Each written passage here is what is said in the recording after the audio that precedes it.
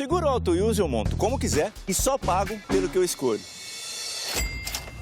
Se eu tirar o picles, eu pago menos, né? Não. Rápido e do meu jeito.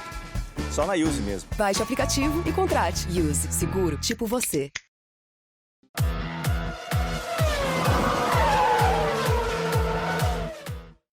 Salve, salve!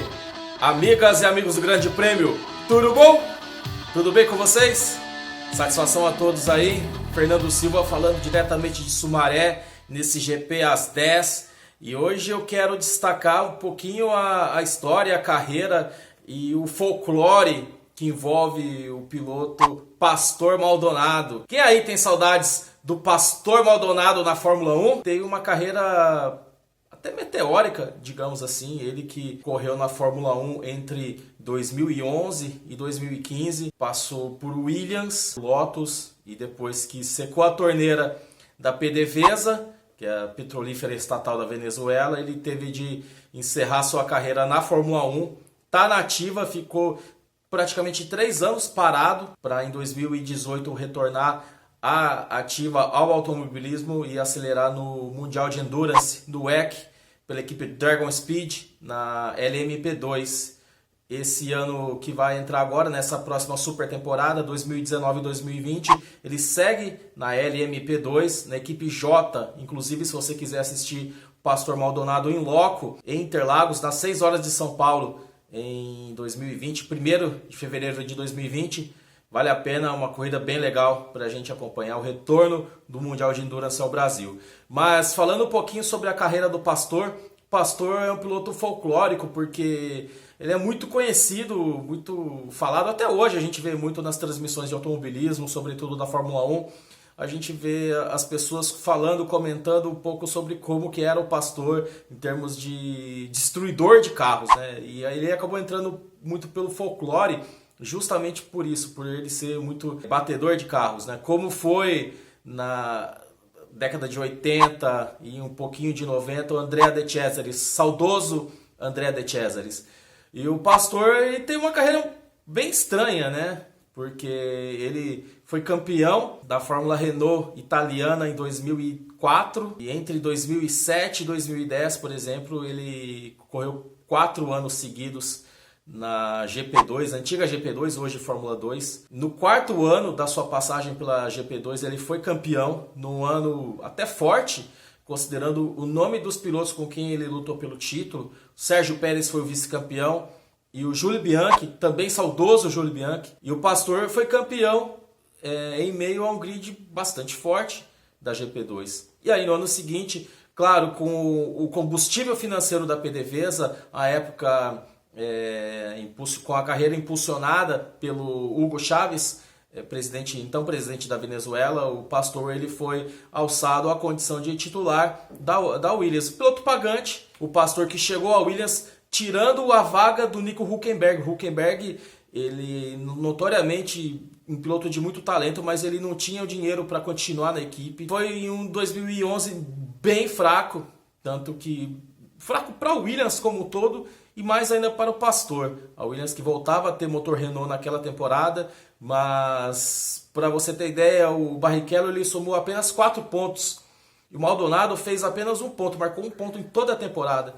E aí veio 2012, eles tiveram de abrir mão do Barrichello, eles não renovaram o contrato com o Barrichello, trouxeram o Bruno Senna, que também trazia um considerável aporte financeiro, muito em razão das empresas do Carlos Slim, sobretudo a Embratel, que estampava o macacão, o carro e o capacete também do Bruno Senna. Então foi formada a dupla com o Bruno Senna e o Pastor Maldonado.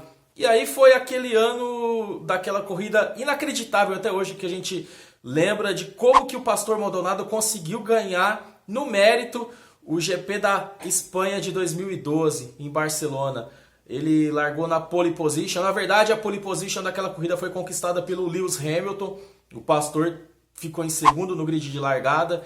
Só que o Hamilton, na volta de retorno aos boxes, acabou combustível. Sofreu uma punição, caiu para o fim do grid. Pastor herdou a pole position. E de lá, ao longo da corrida, ele conseguiu se manter entre os primeiros. Ora, ele perdeu a liderança no começo da corrida, mas esteve sempre ali no ritmo dos ponteiros, que no caso, o Fernando Alonso de Ferrari e o Kimi Raikkonen de Lotus. E foi então que o Pastor ele conseguiu vencer de uma forma inacreditável. Inacreditável porque foi uma corrida ganha no mérito, não teve nenhum grande abandono ali dentre os pilotos ali à frente. E foi um pódio muito pesado, né?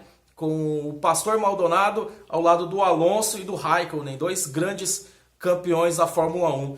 E foi aquela corrida em que o Frank Williams sorriu. Última vitória da Williams na Fórmula 1. A Williams que vive hoje talvez o seu pior momento, a sua pior crise. E desde então, desde 2012, a equipe cofundada pelo Frank Williams não ganha mais nenhuma corrida no Mundial. E aquele fim de semana, aquele domingo foi tão estranho. Era domingo de Dia das Mães. E foi um domingo tão estranho porque pegou fogo nos boxes da Williams, porque o incêndio, se não me engano, foi no carro do Bruno Senna. O Pastor Maldonado ele foi socorrer o sobrinho dele, primo dele, o Manuel, que estava ali nos boxes ali. Ele conseguiu tirar, todo mundo escapou, ninguém sofreu maiores ferimentos. E daí em diante a carreira do Pastor seguiu. E mostrou mais uma vez o quanto que ele era instável enquanto piloto. Ele não conseguia entregar bons resultados. Tanto que depois daquela vitória em Barcelona, ele ficou nada menos que 9 corridas sem sequer pontuar, sem sequer terminar entre os 10 primeiros. Então isso mostrava o quanto que o Pastor era instável. Veio 2013, também foi um ano muito ruim. 2014, aí ele foi para Lotus. O Kimi Raikkonen tinha voltado para a Ferrari, assinado o contrato para ser o companheiro de equipe do Alonso. E aí a Lotus vivia um momento legal na Fórmula 1 e a PDVSA se interessou em bancar a carreira do Pastor Maldonado, seguindo rumo a Lotus. Até porque a Williams trazia o Felipe Massa, contratava o Felipe Massa, tinha o Valtteri Bottas como o seu jovem grande talento, então não havia espaço para o Pastor. A Williams inclusive estava trazendo o patrocínio da Martini, então não precisava tanto do dinheiro que o Pastor levava da PDVSA.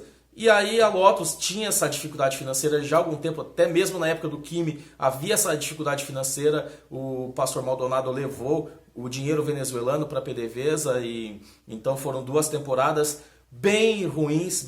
A equipe amargou também resultados bem abaixo da expectativa.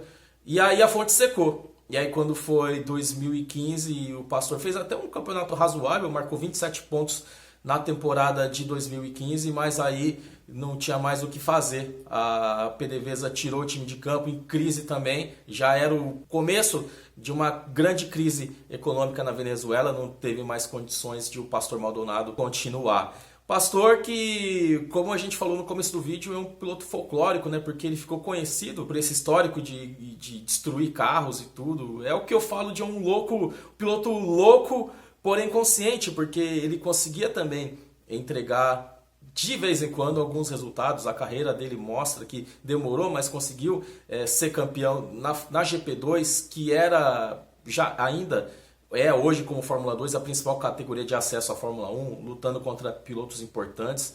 De alguma forma o Pastor mostrou seu valor na Fórmula 1 e vai ficar marcado para sempre. A gente não sabe quando e sequer se a Williams vai voltar a ganhar corridas na Fórmula 1. Pastor que vai ficar marcado, além desse histórico, claro, de destruir carros, mas também vai ficar marcado pela grande, inesquecível, inesperada vitória conquistada para a Williams em 2012 no GP da Espanha daquele ano. Qual é a maior definição que você tem a respeito de Pastor Maldonado? Louco? Gênio? Inconsequente? Destruidor de carros? Mad Max? Qual que é a sua definição? Comentem aí no vídeo, venham com a gente que é sucesso. Mais uma vez é uma grande honra, um grande prazer, uma grande satisfação ter a audiência de vocês todos. Valeu, gente. Muito obrigado. E vem a próxima aí. Tamo junto. Valeu demais. Saudações.